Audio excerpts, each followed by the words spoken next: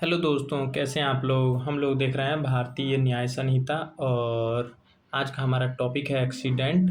और ये सेक्शन 18 में जो है डिफाइंड है बीएनएस के।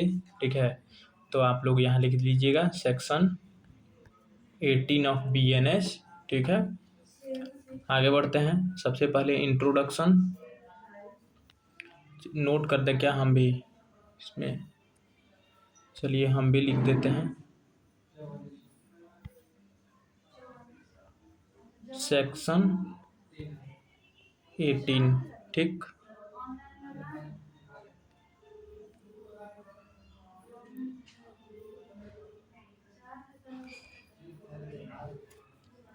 चलिए सबसे पहले इंट्रोडक्शन देखेंगे। Not every harmful consequence amount to a crime. Sometimes while performing a lawful act with proper care and caution, an unintended injury may occur purely by accident. Criminal law recognizes that a genuine accident occurring without criminal intention or knowledge and while satisfying the legal requirements may not give rise to criminal liability. Hindi यहाँ देख सकते हैं। हर हानि पहुंचाने वाले कार्य अपराध नहीं होता।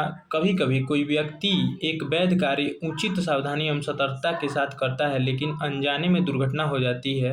आपराधिक कानून यह स्वीकार करता है कि यदि दुर्घटना बिना आपराधिक आशय मतलब विदाउट क्रिमिनल इंटेंशन या ज्ञान के हुई है और कानून की आवश्यक शर्तें पूरी होती हैं तो सामान्यतः आपराधिक दायित्व तो नहीं बनता है।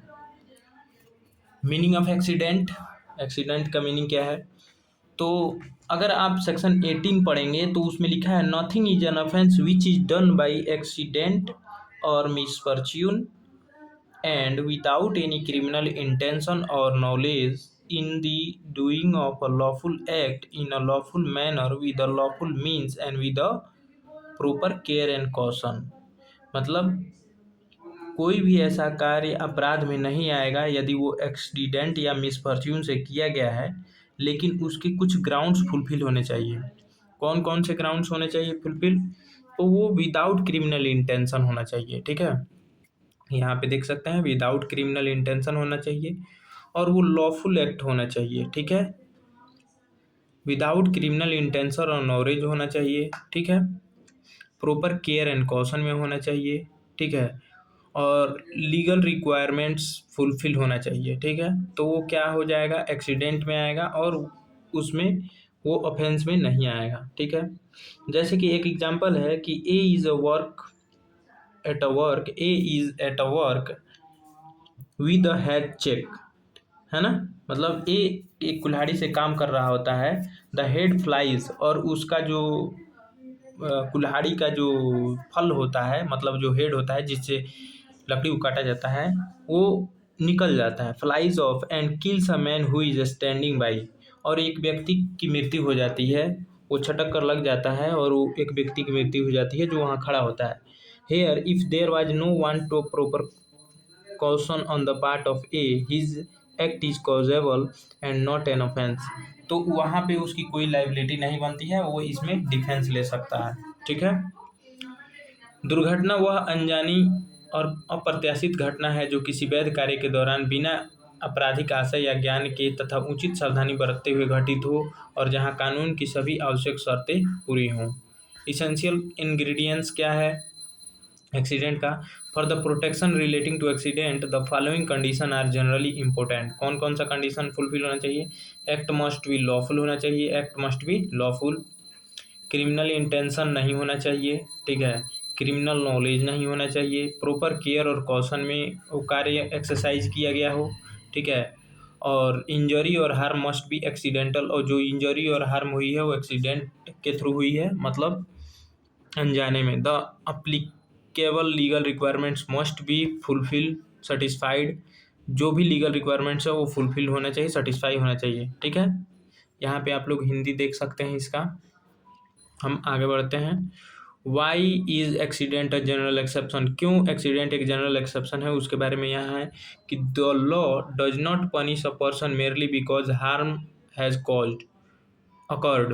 Criminal liability generally arise only when the legal ingredients of the offense are satisfied। Where the harm is purely accidental and legal condition for the exception are fulfilled, the criminal liability may no arise. कानून केवल इस कारण दंड नहीं देता कि किसी व्यक्ति को हानि हुई है। आपराधिक दायित्व तो तभी बनता है जब अपराध के आवश्यक कानूनी तत्व सिद्ध हों। यदि हानि केवल दुर्घटनावश हुई है और अपवाद की सभी शर्तें पूरी होती हैं तो सामान्यतः आपराधिक दायित्व नहीं बनता है। एग्जाम्पल देख लेते हैं। A carpenter is lawfully cutting a wood with proper care, suddenly a tool slips due to unforeseen event and injury another person. Whether criminal liability arises depends upon the applicable law and whether all legal conditions for the exception are satisfied. एक बढ़ई पूरी सावधानी के साथ वैध रूप से लकड़ी काट रहा है। अचानक अप्रत्याशित कारण से औजार फिसल जाता है और पास खड़े व्यक्ति को चोट लग जाती है। ऐसी स्थिति में आपराधिक दायित्व लागू कानून और अपवाद की शर्तों पर निर्भर करेगा। दूसरा एग्जाम्पल है, during a lawful sporting activity conducted according to the rules, a participant unintentionally causing injury to another player, the legal consequences depends upon the facts and the applicable law. किसी वैध खेल के प्रतियोगिता में नियमों का पालन करते हुए एक खिलाड़ी ने से अनजाने में दूसरे खिलाड़ी को चोट लग जाती है। ऐसी स्थिति में कानूनी परिणाम मामले के तथ्यों और लागू कानून पर निर्भर करेंगे। एक्सीडेंट एंड नेग्लिजेंस के बारे में देख लेते हैं। A genuine accident is different from negligence. If a person is failed to exercise the degree of care required by law, the protection available for an accident may not apply. दुर्घटना और लापरवाही अलग अलग अवधारणाएं हैं। यदि कोई व्यक्ति कानून द्वारा अपेक्षित सावधानी नहीं बरतता तो उसे दुर्घटना वाले अपवाद का लाभ नहीं मिल सकता है, यानी कि वो लापरवाही करता है, नेग्लिजेंस में आ जाएगा वो। ठीक है, अब डिफरेंस देख लेते हैं एक्सीडेंट और नेग्लिजेंस में। एक्सीडेंट अनइंटेंडेड होता है, ठीक है, इवेंट डिस्पाइट प्रॉपर केयर। ठीक है, नेग्लिजेंस में harm caused because the reasonable care was not taken. ठीक है, रीजनेबल केयर जब नहीं करते हैं तो नेग्लिजेंस में आ जाएगा, मतलब लापरवाही में। Accident proper care and caution के साथ किया जाता है, नेग्लिजेंस में proper care is lacking, proper care उपस्थित नहीं होता है। ठीक है, एक्सीडेंट में qualify for a general exception if the legal condition are fulfilled. Accident में आपको जनरल एक्सेप्शन का जो है आपको लाभ मिल जाएगा अगर लीगल कंडीशन फुलफिल होता है तो। नेग्लिजेंस में rise the legal liability depending on the law. ठीक है, लेकिन नेग्लिजेंस में आपको लाइबिलिटी उठानी पड़ेगी। ठीक है, यहाँ पे आप लोग हिंदी देख सकते हैं। आगे बढ़ते हैं, कुछ इंपॉर्टेंट केस लॉ देखते हैं। टुंडा वर्सेस रेक्स 1950 के केस में क्या हुआ था। This case is frequently referred to while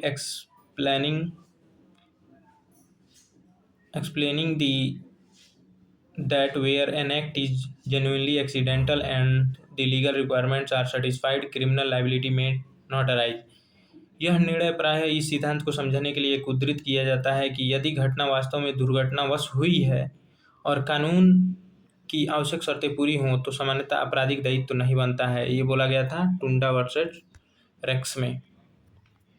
टुंडा है ना, हाँ। कंक्लूजन देख लेते हैं। The law recognizes that not every unfortunate event is a crime where a lawful act is performed with a proper care without criminal intention or knowledge and an unforeseen injury occur, the protection relating to accident may be available if all statutory conditions are fulfilled. कानून यह स्वीकार करता है कि हर दुर्भाग्यपूर्ण घटना अपराध नहीं होती। यदि कोई व्यक्ति वैध कार्य उचित सावधानी के साथ बिना आपराधिक आशय या ज्ञान के करता है और अप्रत्याशित रूप से दुर्घटना हो जाती है तो कानून की शर्तें पूरी होने पर उसे दुर्घटना संबंधी जनरल एक्सेप्शन का संरक्षण मिल सकता है। So thanks for watching. मिलते हैं नेक्स्ट वीडियो में नेक्स्ट टॉपिक के साथ। अभी हम लोग जनरल एक्सेप्शन कर रहे हैं। ठीक है।